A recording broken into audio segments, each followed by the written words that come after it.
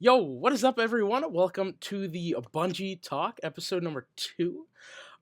Today, we are here with Nomnivore Games. They'll be with us in just a minute. I'm muted so they don't hear my cringy intro. And today we're going to be asking them the guest list of questions that I have typed up here for any of the guests I interview.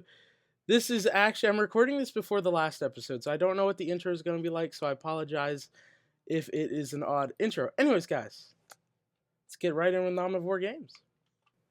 Hello, everyone. How you doing?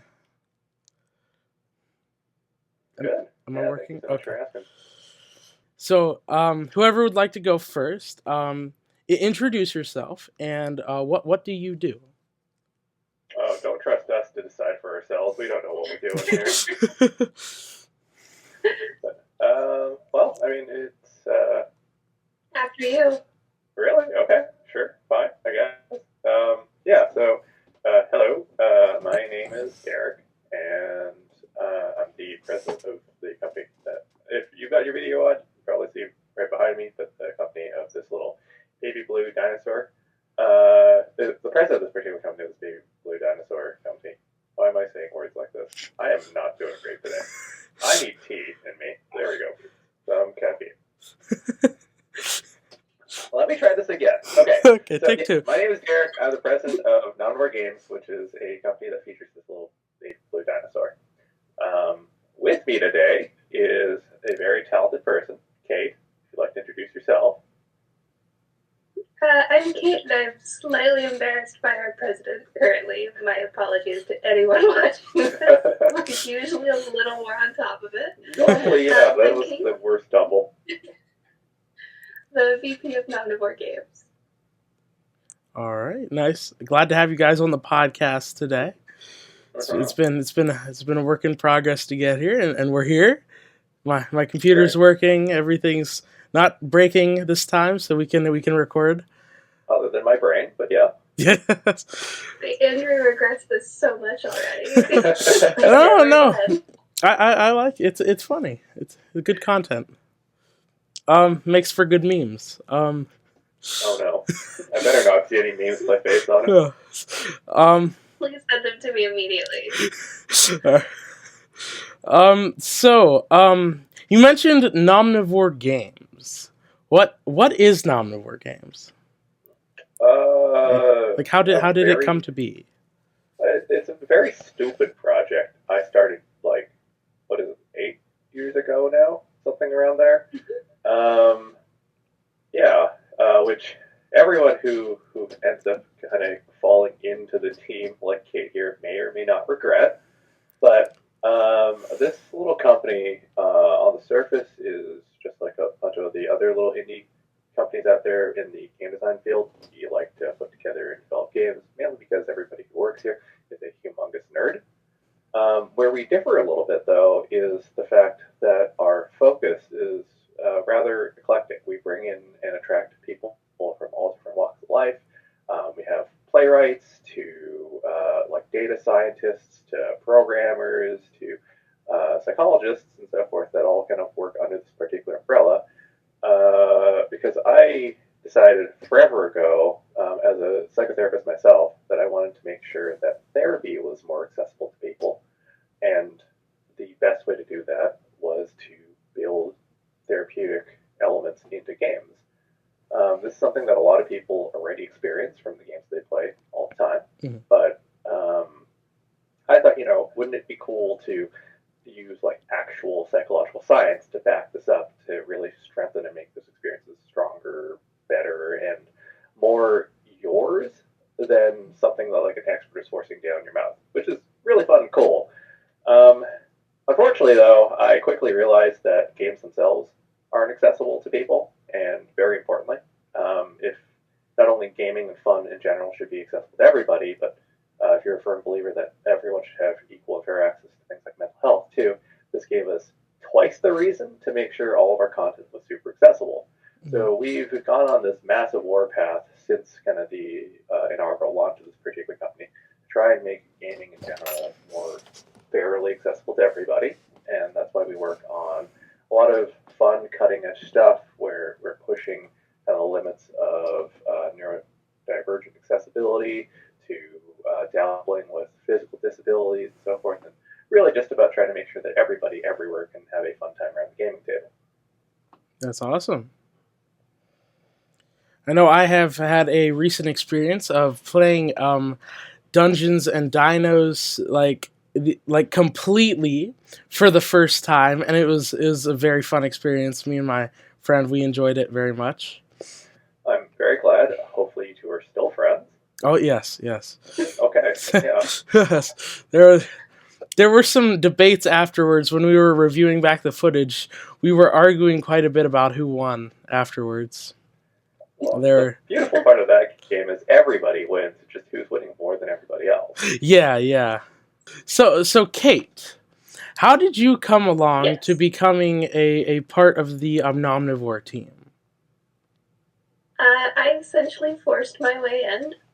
Derek told me this was something I absolutely did not want to be involved in. The hours were terrible. Everything is awful, unrewarding, beyond the obvious, making people happy about games.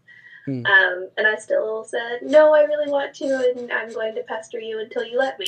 And eventually he did cave.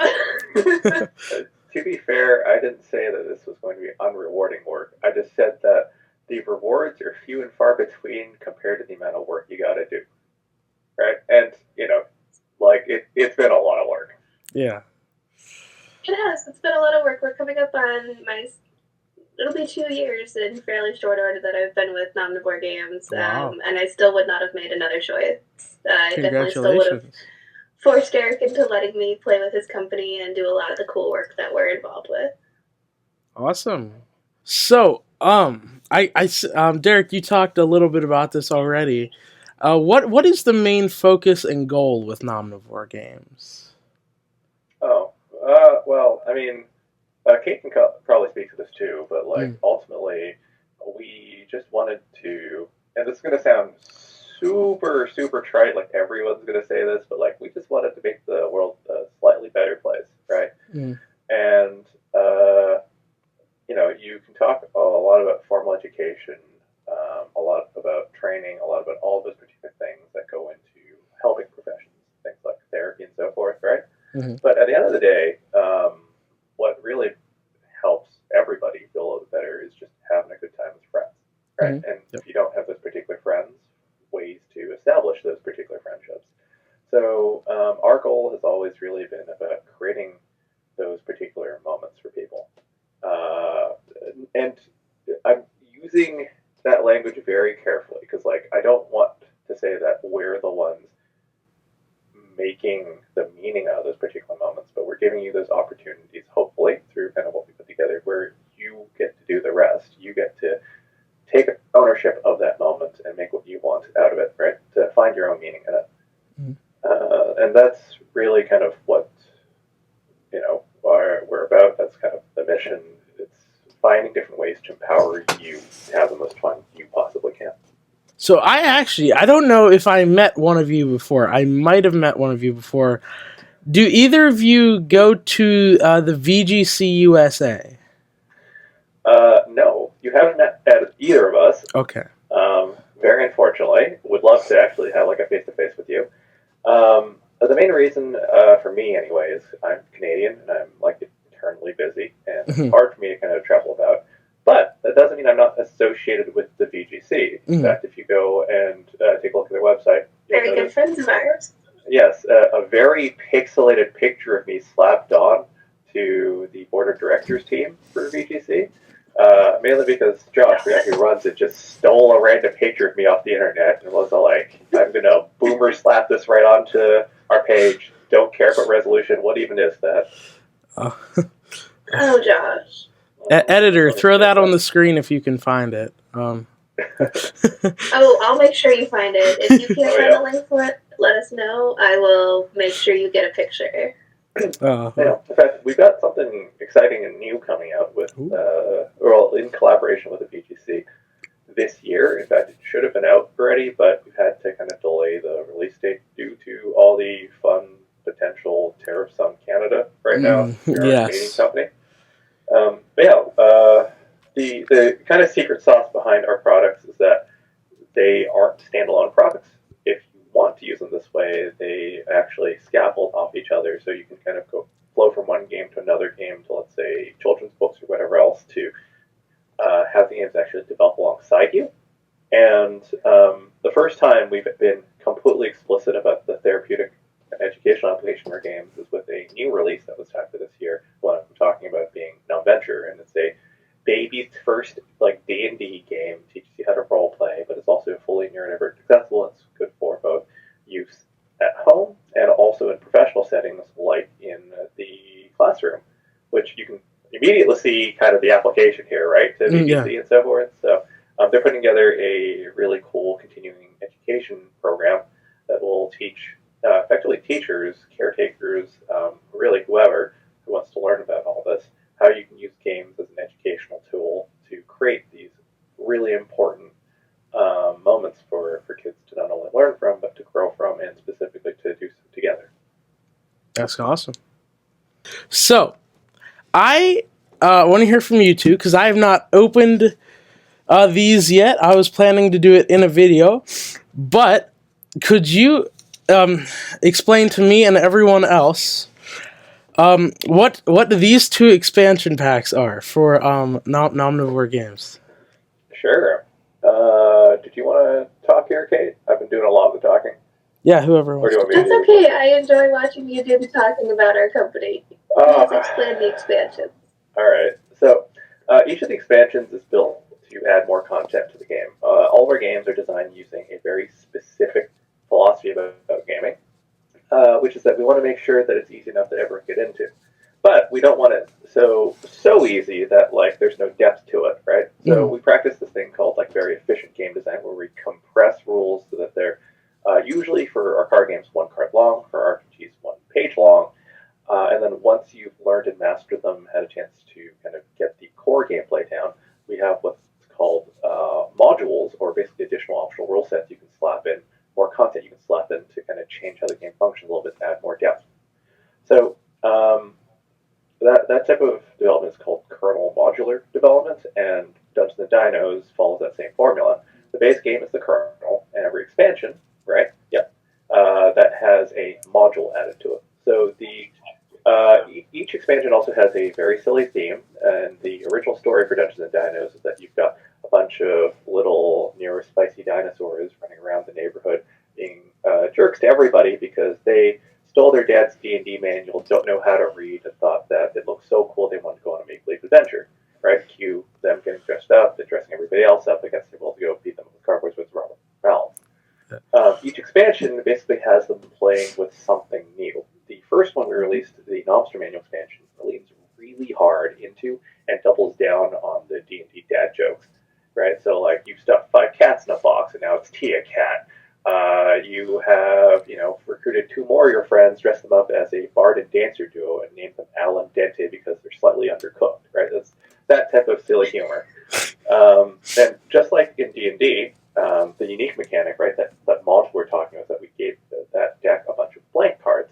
So if you're capable of drawing, you can, and if you can't draw, we have reusable stickers you can use instead to basically create your own characters to go on the adventure with, just like how you would in an actual D&D game. The other expansion you have there, Wild Things, the next kind of expansion has got a new theme, and we decided to take the game and make it bigger by having you and your nerdy friends do something you've never done before, which is go outside and touch grass. It's out there that you have a chance to see a whole outdoors themed dungeon. You find 2 more of your neighborhood buddies playing out in the yard, Beefcake and Toadstool, which are the barbarian and druid noms. And the unique mechanic of that one is a delayed gratification mechanic, where you have to trade your hard-earned trophies or your points in the game to recruit the neighborhood critters and bribe them to join you as an animal companion, and expand your party from 3 to 4. I didn't. Okay, that's interesting, because I never realized there were they added more characters. Yeah, and you can, for example, mix those characters up with the original cast. You can also mix the new expanded dungeon sets in, because it's a modular dungeon as well. Like the core game has the core game set, right? And then it's also got the Wolf Pack as well as the Goblin King Pack, right? Mm-hmm. So how that game functions is that you theme your dungeon based on what you feel like fighting against that day. and each expansion also adds a new theme of things you can play with, so that there's now, instead of 2 dungeons, you've got 4 dungeons to play with, right? Even with that expanded cast. So you can see how like the modules start multiplying and adding exponentially more content. Awesome. In fact, what you don't have there, that I believe I have right beside me, is this new expansion that we just dropped. Yeah. This is the Aname expansion, where you get to play as the same little dinosaurs, but this time they have watched way too many Japanese cartoons and dressed as a bunch of iconic characters. This leads super hard into all the anime memes, and the unique mechanic to this one is you have Normisaur friends who have no idea what's going on, and throughout the game you have to find very specific loot, wearable loot, that you throw at those Normisaurs so that they can take on their ultimate forms by cosplaying as iconic heroes that can help you on your adventure. All right, well, I'm going to have to pick that up later. I'm going to have to go and get that. Yeah, that's cool, though. Anami. Does that like stand for anything? Yeah, it's just a bad pun on anime. Where anime. Oh, okay. I see now. Yeah. I see it now. Yeah. We just get dumber and dumber as time goes on. It was really Anime. Okay. Okay. You know, we everything is just based off of my terrible sense of humor, which is why it's mostly dad jokes. So, like, you know how animes have second seasons? The next anime expansion pack will be called the second seasoning. So, yeah. You heard it here first. Now we're committed because he's actually said that somewhere where it will be recorded. So if you don't want that in, I can remove it. I can remove it if you don't want that in. It's committed. That's your exclusive right there. That's your first look. Oh, man, we got the leaks coming out. How did... Okay, I know I asked this a little bit earlier. How did Nomnivore Games start? Like, how did it come about to be? I guess that's also a question for me, since like I'm the originator and founder here. It started... There's a couple ways I could answer that. I first started dabbling in game design like in high school, when I got really, really upset with how D&D played. Like, I really enjoyed the game, loved it, played like every Friday with all my nerdy friends, right? You know, other people went and had social lives. I went into somebody's mother's basement so that I could have pizza and roll dice. But like, there are definitely shortcomings to the game, and this isn't me blaming D&D for being necessarily like a bad game or anything like that, but it was very much catered towards a specific experience. And that wasn't the experience that my friends liked. They wanted something different, and they just kind of settled on D&D because it was the closest thing that they could find. So I started doing like a bunch of homebrews, changing things up there, until I created kind of a massive mod to the thing that we lovingly dubbed Dungeons and Derek, which was the dumbest name ever, but we soon realized after playing around with that for a bit, yeah, I'm just going to go right over that. You know, no one's going to have time to talk about that one. We ended up deciding that the basics, like the literal system that D&D is built on, isn't actually catching the experience we want. So I started building my own game engines, playing around with a bunch of different kind of game design there. At the same time, like, I also realized, you know, these are a group of my nerdy friends, right? They specifically get together to play every Friday, and this was something that we'd like look forward to every week, right? Yeah.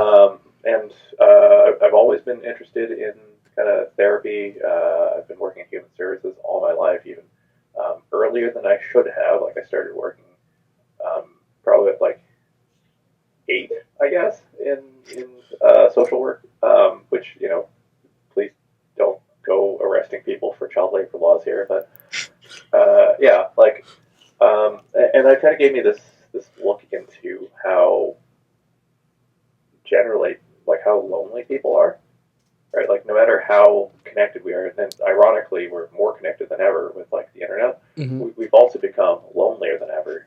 It's a lot harder for us to form meaningful connections. But you know, it could be a senior and a random high schooler sitting together at a table playing a game of Uno, right? It could be 2 completely different people, right? Like, you've got your high school jock and your nerd sitting around playing a game of Smash Bros. whatever it was, like games seemed to be this really cool bridge that could bring people together.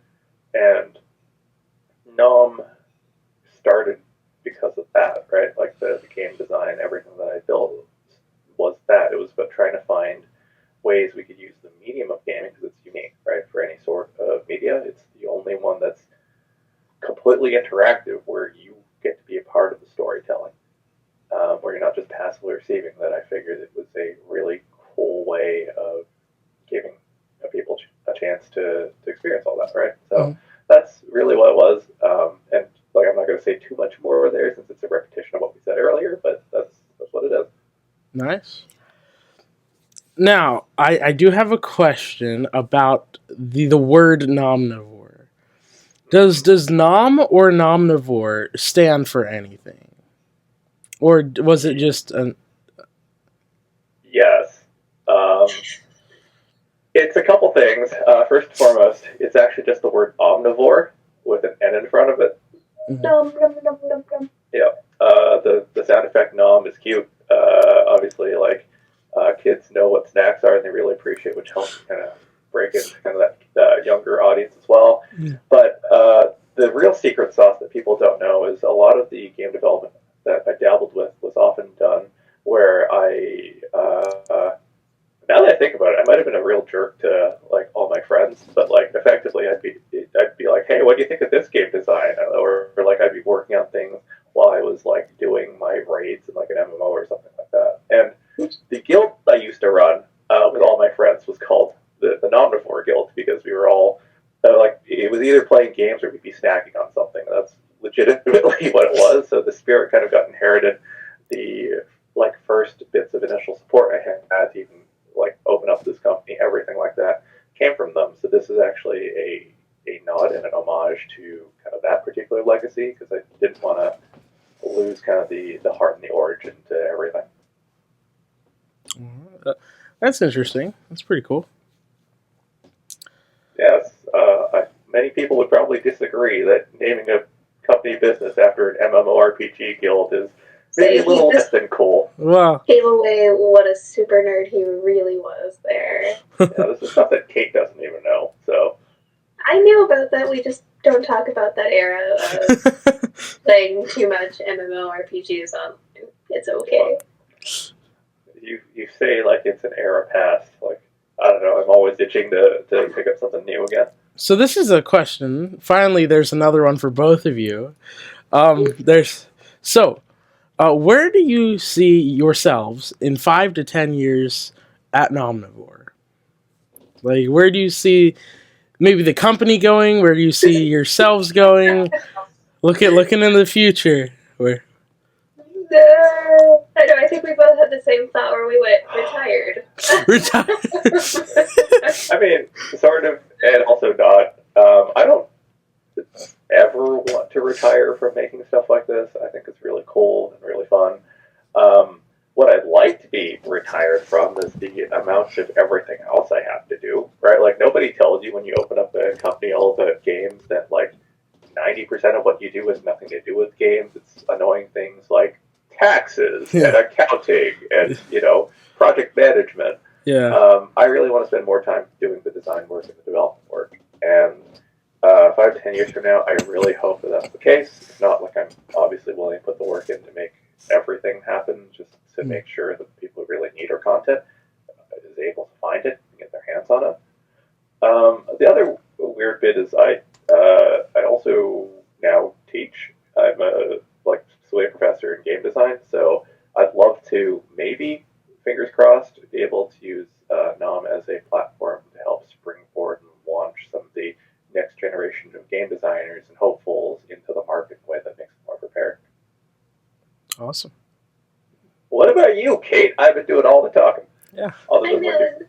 That's where a lot of my hope lives. So when Derek brought me, or I convinced him that he was letting me work for Nom, I took over a lot of the business operations, and we've started exploring looking at publishing games for other people and taking on not just game concepts and developers that are strictly ours. So my hope, I think, in 5 years, I would like to have a far more expansive book of IPs that really wasn't just our original stuff. Not that our original stuff isn't incredible, but there's a lot of very talented game designers and developers in the indie industry who just don't have the capacity. People don't really enjoy doing the business aspects. People want to do what Derek just said. They want to make something really cool, but really don't have the idea of how to get started.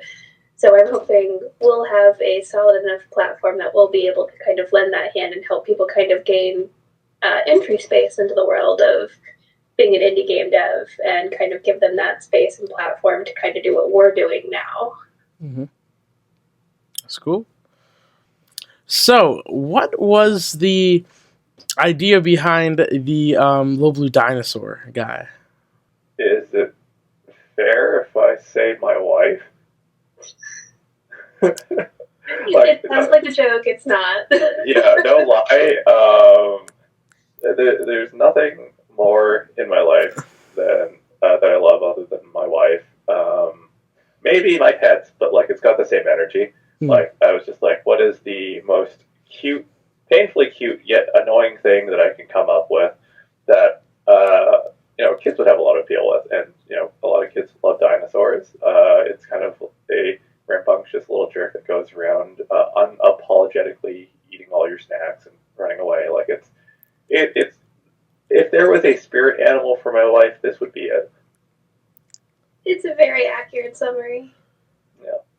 It sounds terrible, but it is true. All right. I don't know if okay. I was like, is this where you were bowing out as you turned your webcam off? You broke Andrew by describing your wife as being comparable to a little blue rambunctious dinosaur who eats all the snacks. Yeah, yes. So you've compared your wife to an extinct animal that eats all of your snacks and is very hyper. Yes, exactly. It's super cute. It'll randomly, like, it goes from 100 to 0, just like my wife. She'll be like, yeah, wait, that's punk. Yeah, and, all my snacks keep disappearing constantly. Right. The best part is Jen would be highly flattered by that statement. Yeah. She wouldn't even be offended. And speaking of her, like, she's not a victim in this. She contributes this too, since she is actually the artist. For all of our cute dinosaurs, this is her design. In fact, it's a collaboration between her and my sister. So awesome. Yeah, this was like everybody was in on it. They were like, the whole family was collaborating. Yes, everyone just like, let's make Jin into an adorable little dinosaur, and there you go. I'm gonna send her this immediately. I hope you know that. Yeah, this is getting turned into. Like, damn straight. Now feed me. This is going to okay. Right. So I lost my train of thought after that. Thoughts? Who needs those? Yeah. Really. So let's talk a little bit about your other game, Emberwind. Sure. I personally have not played that yet. It is on my to-play list very soon, but I have not played it yet. What is like without spoiling too much for me or like the viewers who might not have played it yet, what is Emberwind? So, Emberwind in a nutshell, and this nutshell is not going to do it justice, but in a nutshell is a TTRPG. So it's similar stuff like Dungeons and Dragons and so forth. But as I mentioned before, our MO is very different, right? We want to make sure that everyone gets to play. So one of the main challenges of something like D&D is you need to read through 300 pages of rules. You need to spend 8 hours making your first character. You need to have a DM to run it all. Like it's all really, really annoying to try and get to the table. When you get to the table, might be something for some people, but if that's not the experience. Yeah, and if you get to the table, it's a lot of fun. The problem is, how do you get it there, right? Like, where is the introduction, the intermediary steps for other people who don't have that mastery or don't have conveniently someone with like 40 years of experience running games? So Emberwind was concocted as kind of like our answer to it. It's to call a rules light TTRPG that still gives you kind of that epic feel of like going on grand adventures, slaying dragons, exploring dungeons like in D&D, right? Mhm. is a bit of a misnomer because while it is much lighter, it's a lot quicker, more adaptive, and responsive to whatever you do in a much tighter package. That doesn't mean that there isn't a lot to go into with Everwind. It uses that same kernel modular approach that we said before. So in Everwind, everyone starts with one page of rules, and as you get better at the game, you'll be able to add more things to it. You'll be able to remove things you don't like and create your own custom version of it that's really entirely your own. Right? Like imagine being able to play everything you like in an RPG while throwing out everything you consider as a waste of time. Wouldn't that be amazing? Right? Mhm. And you being able to do that in your way has no effect on how I design my rules while we still play together. So a quick example is like you can play it as a dice game while I run it as a card game, right? 1 week, if let's say our GM can't make it, it can also slip into being able to be played GM free. And the game effectively smartly adapts to kind of whatever you need it to be. The best way to kind of think about it is it's a game built both for the veteran RPG player and their like friend who's always had a dabbling interest, who's been sitting nearby looking at this being like, that's cool, not going to read 300 pages, but that's cool. Yeah. Right? Yeah. And that's kind of what Emberwin is mechanically. From like a narrative lore-based perspective, it's your epic RPG, but rather than tossed into a fantasy world of just might and magic, it dabbles kind of between the lines. It's science fantasy, so it feels a little bit closer to something like you see in like a Final Fantasy game or something like that. Got floating Victorian airships exploring a shattered planet of floating continents that are scattered across the sky, and got a tragic backstory, but I won't spoil, so you have to figure it out as you play through. And the decisions you make while playing the game will actually change the entire world and what it looks like, because there are different timelines that you can flow down based on decisions you make to really give you a sense of consequence of what you're doing. So, yeah, the game's kind of very dynamic in that particular way. All right. Well, that sounds pretty fun. Might have to move it. I hope so. Yeah, I might have to move it a little bit closer up in my schedule. It sounds like something I gotta play like in an hour. Sure. I mean, I will. I'll take that happily. Yeah. I would say play it sooner rather than later. Well, fingers crossed. We plan to have the third campaign coming out for it later this year. So if you manage to play for the first two, you'll have new content. Actually, a lot of new content and a lot of really cool things that we're not allowed to talk about quite yet, but will be in the works and will be coming out when we release campaign 3. Awesome. Yeah. Sounds fun. I'll say a little more to what Kate said there, where the new content, like we don't just put out new stuff and that's it. We also update everything that you previously had to make sure it's its most polished and balanced state that it can be. So despite it being a TTRPG, it kind of feels like a video game where we keep publishing constant fixes to whatever. There's been a bit of a drought over the last 2 years because everything we publish, both physically, it comes with digitals that update for life, so you never get anything out of date. And because we always provide digital parity with things, it's really hard to put out new content when our web dev team is stuck in a war because they're Ukrainian. So we've spent kind of the last 2 years rewriting our pipelines, figuring out different ways to still continue to support our like Ukrainian friends, while also making sure that people like our player base isn't left behind. So this year isn't just new content; it's going to be very sizable updates that we've been trying to publish the last couple of years, but haven't been able to yet. So yeah, please look forward to not only new content but like the 1.5 release of Everwind sometime in 2025. Alrighty. Everyone, keep your eyes out for that.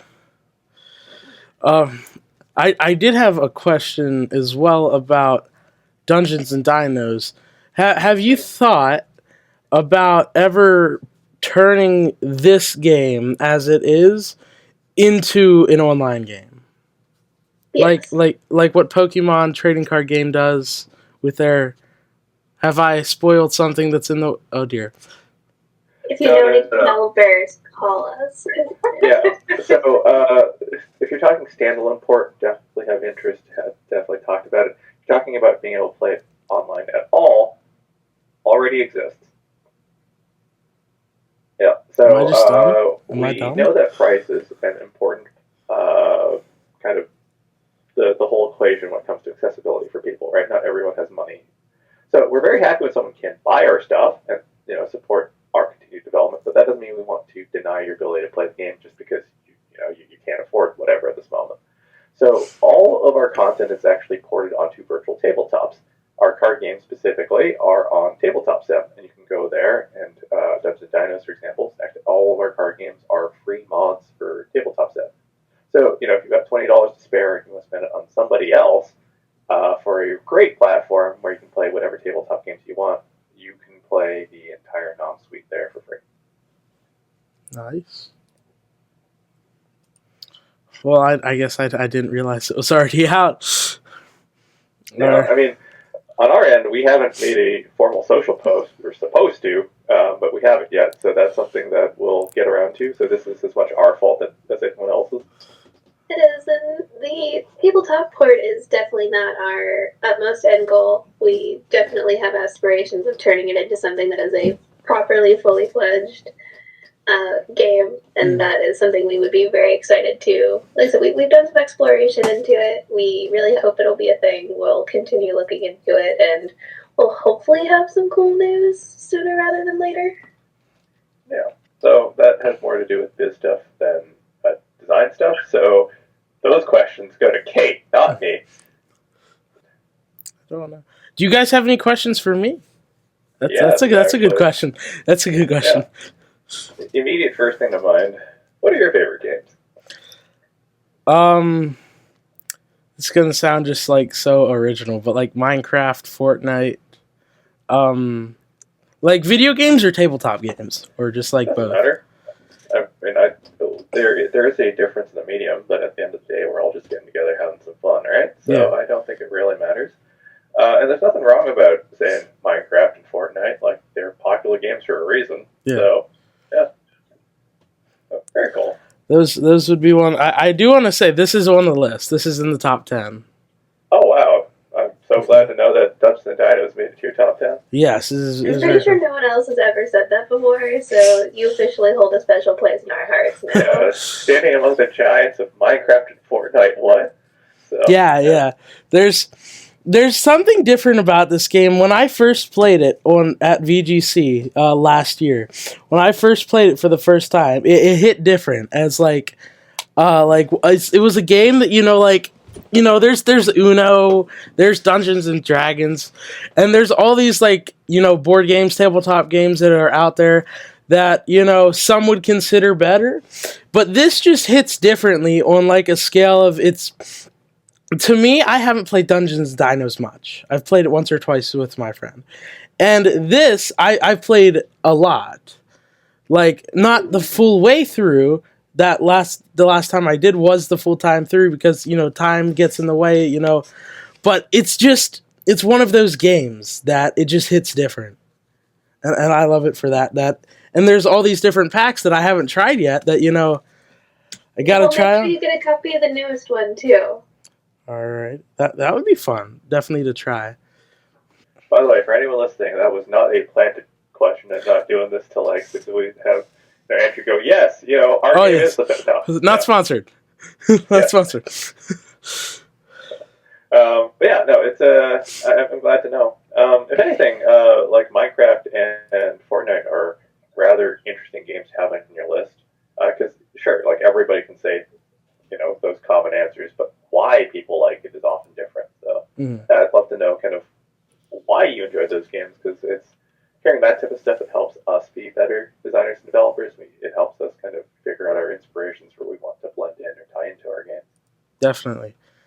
So, Minecraft, I guess to start, is a very interactive game that has many platforms, many ways to play. There are no rules. It's just a free. Essentially, it's reality in a game with pixels. You can craft things. You can upgrade your tools, upgrade armor and items, build bases, build anything of your wildest imagination. I could build the Nom dinosaur in Minecraft. Please do, and then send us photos. Yeah. I might. That I could do that. That'd be funny. But yeah, you can build like anything. You can create infinite possibilities of things in that game, and that's why that one is like my top game because I've been playing it since I was young, and it's just had that like spot in my heart that it's there. And Fortnite, it's just one of my favorite games because I like to crush noobs. That's really about it. You know, I like to You're like one of those. yeah, yeah. Okay. I'm one of those people who like if it's not lagging, watch out. But That's fair. That's fair. I will admit, I will let you in on a secret. We are not Fortnite people. We regularly play Overwatch, and we do enjoy a bit of shamelessly stepping on new players. I'm not calling it bullies. Hey, speak for just you here. it is those types of games like those shooters are fun as well. And then we understand your satisfaction. Yeah. Rolling a new player a little bit. But yeah, that's and another thing on Fortnite, it's like every year it has a new map. So like it changes every now and then. And like what you guys did, you added an expansion pack, so we can add new things on there. And like Fortnite, it adds new things every year. Minecraft, it updates every year. I like games that like keep updates and new things coming out to add more like a fresh thing into the game, a new idea into the game. Yeah, no, I get that. And also, Kate, how dare you say that I don't play Fortnite? Not with me, he hasn't. So maybe he has an undercover. I don't play Fortnite with anybody because one, I'm really bad and I like totally make it the worst experience for anybody else. But no, I think Fortnite's actually a really cool game in ways that people don't typically think about it. I'm from a psych background, so I like to analyze games based on how it makes people feel and like figure out kind of the mechanics behind it. So, like Minecraft, for example, you're talking about, there's like a whole novelty, right? You can set your own pace. It's like effectively a sandbox. It's almost like a cheaper version of like Legos for boomers, right? Like we use those to make whatever back then, and now Minecraft lets you do the same thing, but in a virtual space with your friends all around the world, which is super cool.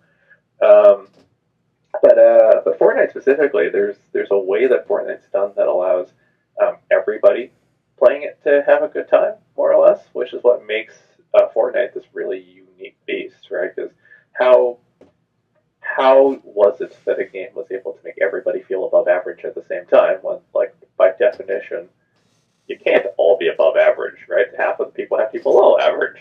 But, like, it did it, and it uses a really cool function to make that happen. So, like, not to get super psych nerdy on this, but a lot of games have target audiences, and you can use those target audiences in ways to profile and design your game experience. When you have something as popular as a game like Fortnite, you're obviously going to have multiple different types of people playing, right? It's not just all a uniform audience.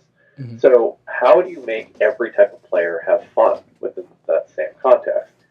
The way that Fortnite did it, the way that their mechanics work, basically allows for multiple personality types to coexist within the same game while everyone have fun their own way, which is weirdly kind of our philosophy too. We just took a very different route to kind of build that same type of gameplay, or I should say, the same type of feeling with a completely different type of gameplay. Mm-hmm.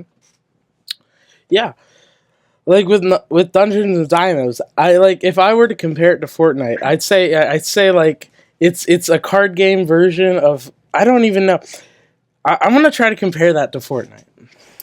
I don't know where this is going. It just popped in my head that something on. That'll be fun. Like you have the two players, so you're a duo going against everyone else in the lobby, like all the baddies, and you have to take them out, and then you can get like different items, your loot, and you get your different items to help you take them out more, and it's like a card game version of Fortnite. I don't know if I can say that without being sued by Epic Games, but it's like a card game version of Fortnite. Believe it or not, I think a closer analog would be something like Apex, because you technically load in with a team of 3 teammates, right? Like you've got your little team that you're playing with. But Yeah. that analogy went way closer than I thought it would. So like, kudos, Andrew. Yeah. So, yeah. Yeah, I've never played Apex, so I don't know if that's like more closer or not.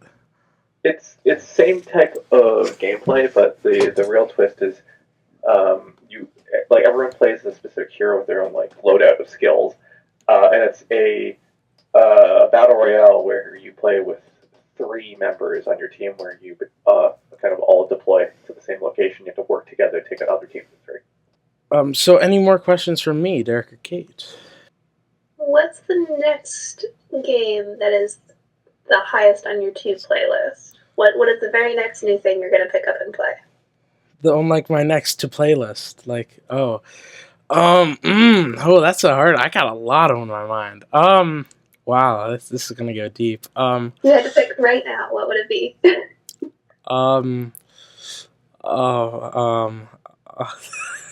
There's too many. I don't know. I killed him.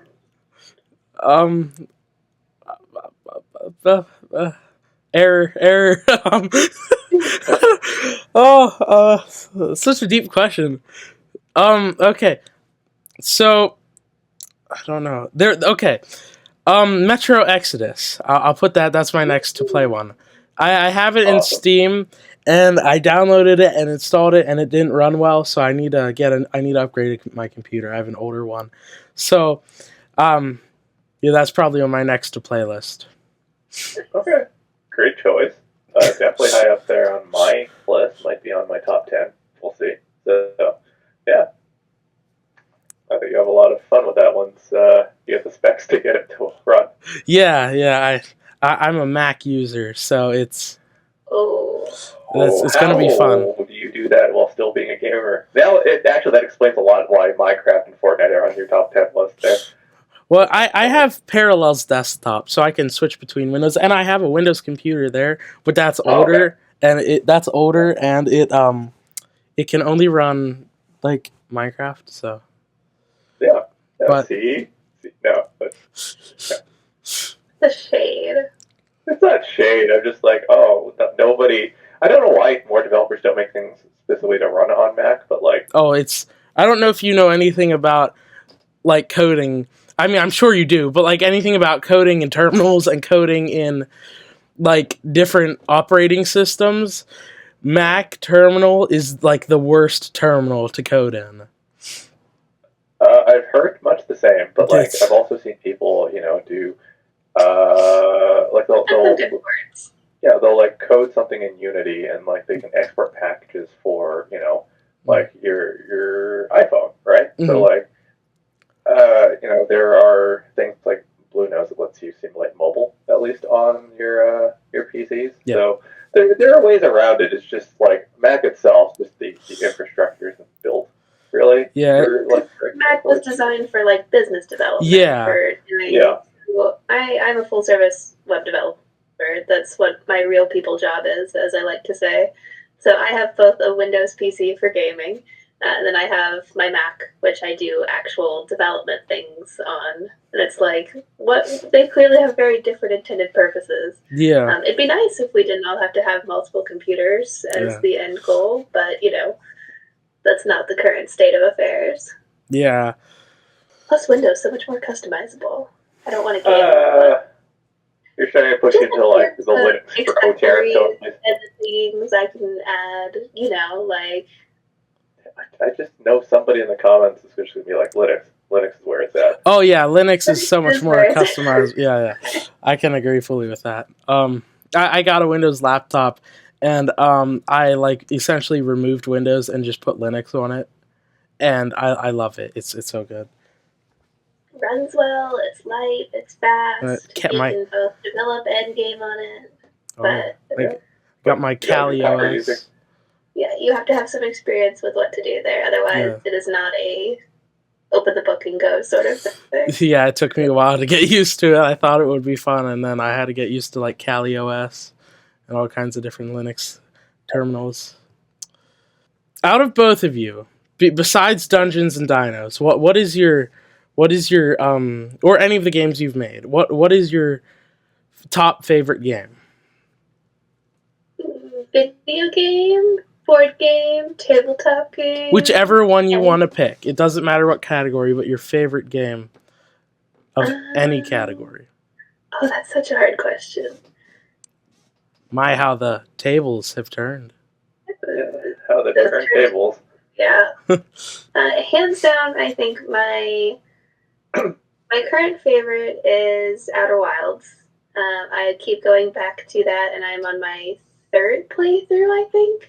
I don't think it really did ultra well. There were some initial complaints when it launched, but the world they've created, the gameplay mechanics, and everything there I find super interesting.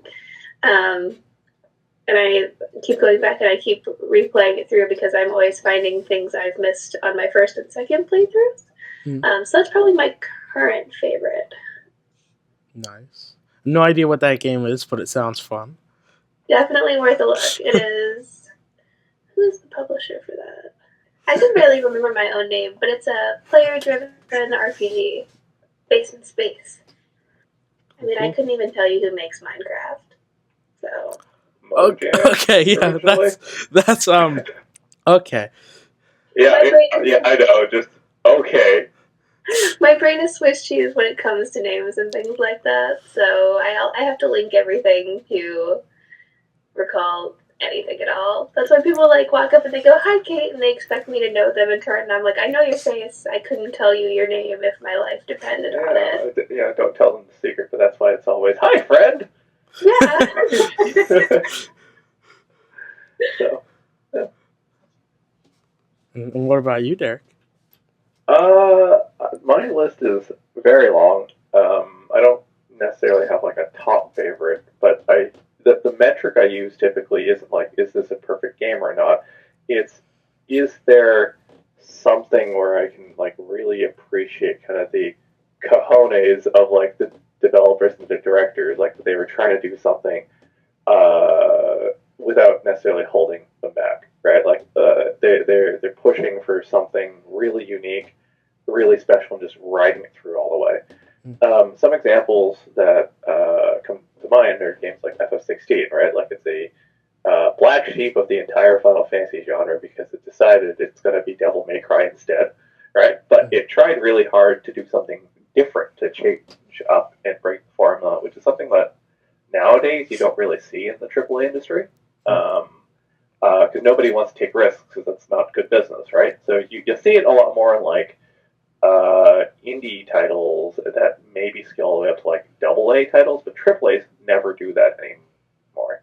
So other games that kind of play around with that particular formula, like one company that's near and dear to my heart has and forever will be Digital Extremes, which develops Warframe, and they're like the little like indie company that could. They started off, little do people know, they started off actually working on Unreal.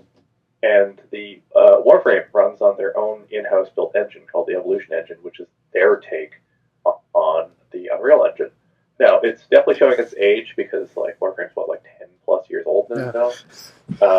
But it's still really cool, and they're always reinventing the wheel. There's always new content in a refreshing, cool way. They're always experimenting, and they're completely unapologetic about that testing, even if they have to, and will repeatedly apologize to the community about them breaking something. Like, oh, well, yeah, well, don't worry, we'll bug fix it tomorrow, and they do.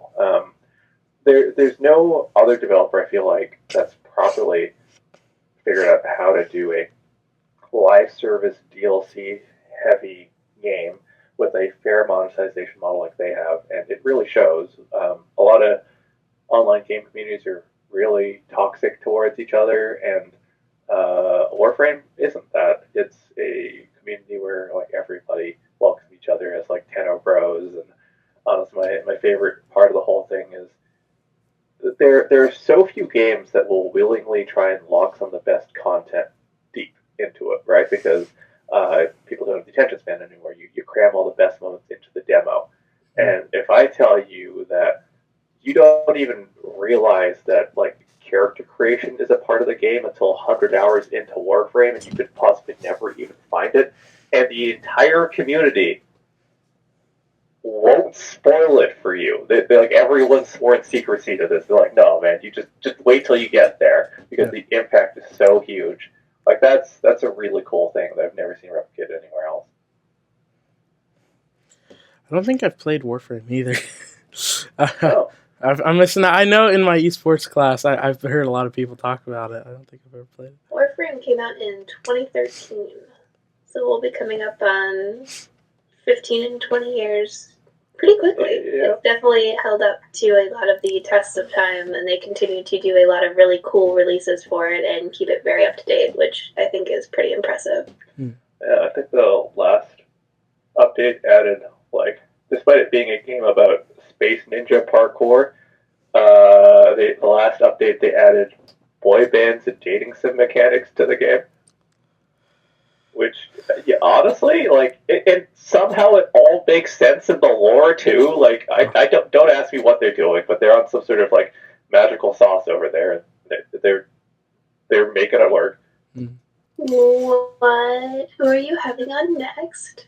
Yeah. And what are your plans for the podcast? All right. Who am I having on next? No clue.